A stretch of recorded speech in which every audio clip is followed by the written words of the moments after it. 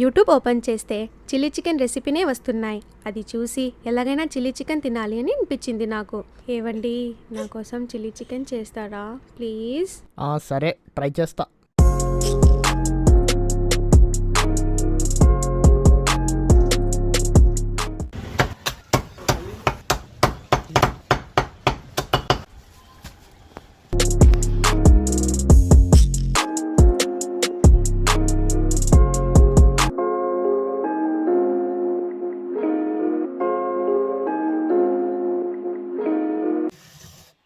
ఇక్కడ నేను tutorial video అయితే చేయలేదు గాయస్, ఎందుకంటే ట్యుటోరియల్స్ వీడియోస్ అయితే యూట్యూబ్లో బోల్ అని ఉన్నాయి. ఇది వచ్చేసి నేను ఓన్గా ట్రై అయితే చేశాను.